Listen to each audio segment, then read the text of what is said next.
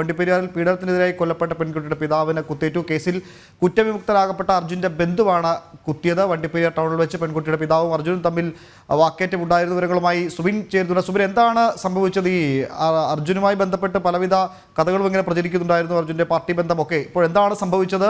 Police ഏതെങ്കിലും തരത്തിൽ പ്രതികരണം നടത്തിയിട്ടുണ്ടോ? എന്താണ് സംഭവം? ഈ അച്ഛന്റെ ആരോഗ്യനില എങ്ങനെയുണ്ട്? പക്ഷെ അല്പസമയം മുമ്പാണ് ഈ വണ്ടിപ്പെരിയാർ ടൗണിൽ വെച്ച് ഈ പെൺകുട്ടിയുടെ പിതാവിന് കുത്തേൽക്കുന്നത്.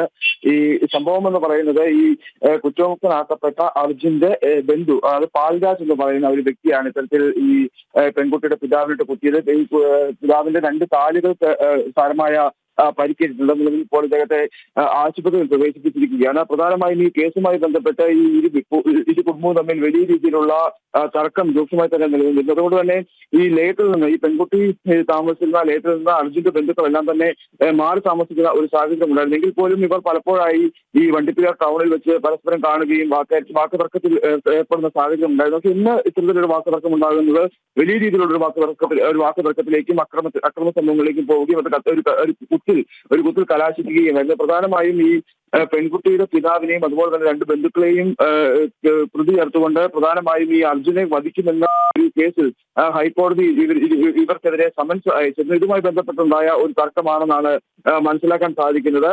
ഈ തർക്കത്തെ തുടർന്ന് ഇരുവരും തമ്മിൽ വണ്ടിപ്പെരിയാർ ടൗണിൽ വെച്ച് വലിയ രീതിയിലുള്ള ഒരു തർക്കത്തിലേക്ക് പോവുകയായിരുന്നു. ഇതിനുശേഷമാണ് ഈ പാൽരാജ് എന്ന് പറയുന്നയാൾ ഈ പെൺകുട്ടിയുടെ പിതാവിനിട്ട് കുത്തുന്നത്. പെൺകുട്ടിയുടെ പിതാവും പെൺകുട്ടിയുടെ ഈ പിതാവിന്റെ സഹോദരനുമാണ് ഈ സമയത്ത് അവിടെ ഉണ്ടായിരുന്നത്. എന്തായാലും നിലവിൽ പാൽരാജിനെ പോലീസ് കസ്റ്റഡിയിൽ എടുത്തിട്ടുണ്ട്. മറ്റ് മണിക്കൂറുകളിൽ അത് കൂടുതൽ പ്രശ്നങ്ങളിലേക്ക് പോകാനുള്ള ഒരു സാധ്യത, അതുകൊണ്ട് പ്രതിഷേധങ്ങളിലേക്ക് പോകാനുള്ള ഒരു സാധ്യത പ്രധാനമായും നിലനിൽക്കുന്നുണ്ട്. ഇത്തരത്തിൽ ഈ ഒരു പെൺകുട്ടിയുടെ പിതാവിന് തന്നെ കുത്തേൽക്കുന്ന ഒരു സാഹചര്യം, അതായത് പ്രതിയെന്ന് പോലീസ് കണ്ടെത്തി അതിനുശേഷം കുറ്റമുക്തനാക്കപ്പെട്ട അർജുൻ എന്ന് പറയുന്ന ആളുടെ ബന്ധു തന്നെ ഇത്തരത്തിൽ ഒരു കുത്ത് അല്ലെങ്കിൽ ഈ പെൺകുട്ടിയുടെ പിതാവിനെ കുത്തുമ്പോൾ അത് വലിയ രീതിയിലുള്ള പ്രതിഷേധങ്ങളിലേക്ക് പോകാനുള്ള ഒരു സാധ്യതയാണുള്ളത്. ഈ വരുന്ന ദിവസങ്ങളെല്ലാം തന്നെ ഈ കേസുമായി ബന്ധപ്പെട്ട് വലിയ രീതിയിലുള്ള മറ്റ് രണ്ടാംഘട്ട പ്രതിഷേധ പരിപാടികളെല്ലാം തന്നെ വിവിധ രാഷ്ട്രീയ കക്ഷികൾ ആസൂത്രണം ചെയ്തിട്ടുണ്ട്. അത് ഇന്ന് ഉച്ചയ്ക്ക് ശേഷം അച്ഛന്റെ ആരോഗ്യനില എങ്ങനെയുണ്ട്? കുത്തു കിട്ടിയത് ഗുരുതരമായ പരിക്കാണ്. എന്താണ് അവസ്ഥ? ആശുപത്രിയിൽ നിന്ന് പോലീസ് മറ്റു വിവരങ്ങൾ പങ്കുവെക്കുന്നുണ്ടോ? പരിക്ക് ഗുരുതരമല്ലെന്നാണ് മനസ്സിലാക്കുന്നത്. പക്ഷേ കാലില് സാരമായ മുറിവുണ്ടായിട്ടുണ്ട്. പക്ഷേ ജീവഹാനി ഉണ്ടാക്കുന്ന തരത്തിലുള്ള ഒരു പരിക്ക് ഉണ്ടായിട്ടില്ല എന്നുള്ളതാണ് നമുക്ക് മനസ്സിലാക്കാൻ സാധിക്കുന്നെങ്കിൽ പോലും കാലുകൾക്കും സാരമായ മുറിവ് ഉണ്ടായിട്ടുണ്ട് എന്നുള്ളതാണ് മനസ്സിലാക്കുന്നത്.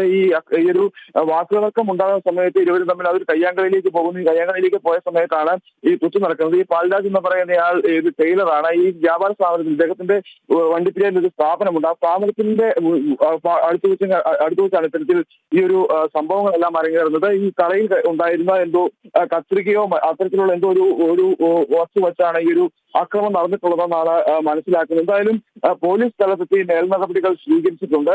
പാൽരാജിനെ നിലവിൽ കസ്റ്റഡിയിലെടുത്തിട്ടുണ്ട്. ഉടൻ തന്നെ ഇയാളുടെ അറസ്റ്റ് രേഖപ്പെടുത്തുമെന്നാണ് മനസ്സിലാക്കുന്നത്.